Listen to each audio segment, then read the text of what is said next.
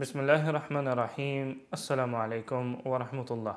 In the previous video, we learned about the first four methods from the eightfold path to attaining a living connection with God.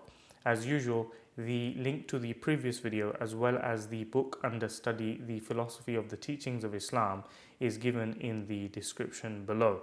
In this video, we will take a look at the next four methods from this eightfold path to attaining a living connection with God. اسمعوا صوت السماء جاء المسيح جاء المسيح.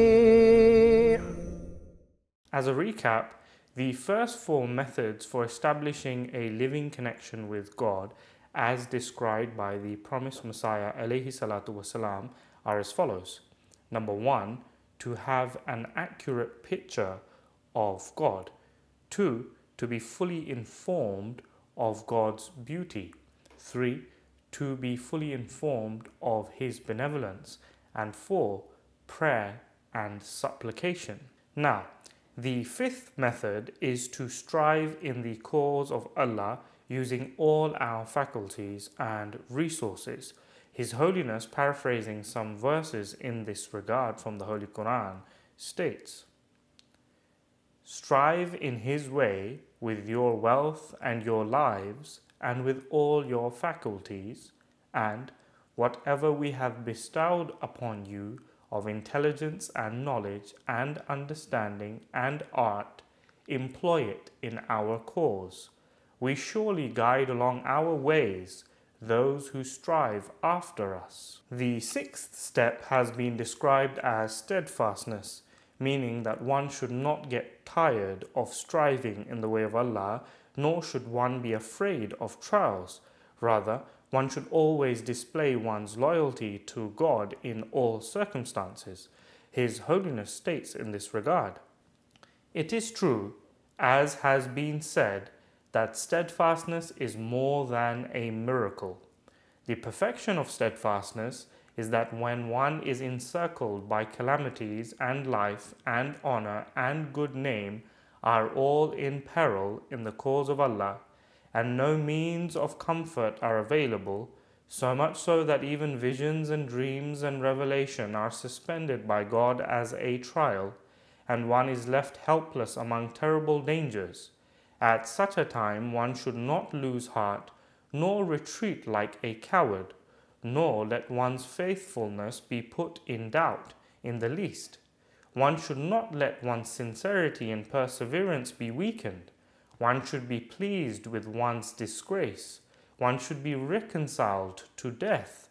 One should not wait for a friend to lend one his support in order to keep one firm, nor seek glad tidings from God because of the severity of the trial. One should stand straight and firm despite one's helplessness and weakness and lack of comfort from any direction. Come what may, one should present oneself for sacrifice and should be completely reconciled to divine decrees, and one should exhibit no restlessness nor utter any complaint right till the end of the trial. This is the steadfastness which leads to God.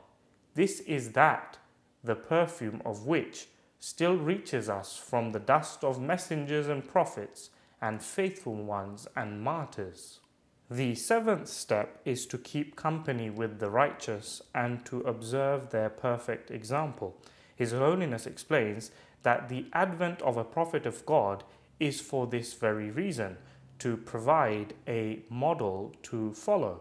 His Holiness states in this regard, "He who does not follow an example becomes slothful and is led astray. This is indicated by Allah the Glorious in the verse, 'Be with the truthful, the path of those on whom thou hast bestowed thy blessings.' That is, keep company with the righteous. And in the verse, 'Guide us along the path of those upon whom thou hast bestowed thy favors.' That is to say, you should keep company with the righteous and learn the ways of those who have been the recipients of grace before you."